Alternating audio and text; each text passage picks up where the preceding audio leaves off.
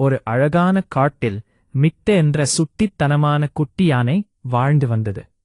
மிட்டுவிற்கு எப்போதுமே உலகத்தைப் பற்றி நிறைய கேள்விகள் இருக்கும். வானம் ஏன் நீல நிறத்தில் இருக்கு, பறவைகள் எப்படி சிறகடித்து பறக்குது என்று அடுக்கடுக்காக கேள்விகள் கேட்டுக்கொண்டே இருப்பான். ஒரு நாள் இரவு மிட்டு வானத்தைப் பார்த்தான். அங்கே ஒரு பெரிய வட்டமான பளபளப்பான நிலா தெரிந்தது. மிட்டு நடக்கும்போது அந்த நிலாவும் அவன் கூடவே வருவது போல இருந்தது. மிட்டுவிற்கு ஆச்சரியம் தாங்க முடியவில்லை. அவன் ஓடினான், நிலாவும் கூடவே ஓடி வந்தது. அந்த நிலா பாவம் தனிமையில் இருக்கு, நான் அதை பிடித்து என் நண்பனாக்கிக் கொள்ளப் போகிறேன் என்று நினைத்தான்.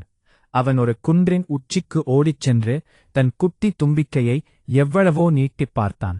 ஆனால் நிலாவைத் தொட முடியவில்லை. அப்போது அங்கு வந்த அம்மா யானை மிட்டுவின் கண்ணீரை துடைத்தது.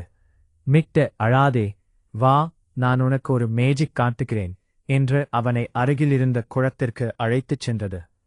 தண்ணீருக்குள் பாரு என்றார் அம்மா. மிட்டு குனிந்து பார்த்தான். அங்கே அந்த தெளிவான நீரில் நிலா தெரிந்தது. அது மிட்டுவின் முகத்திற்கு மிக அருகில் அவனையே பார்த்து சிரிப்பது போல இருந்தது.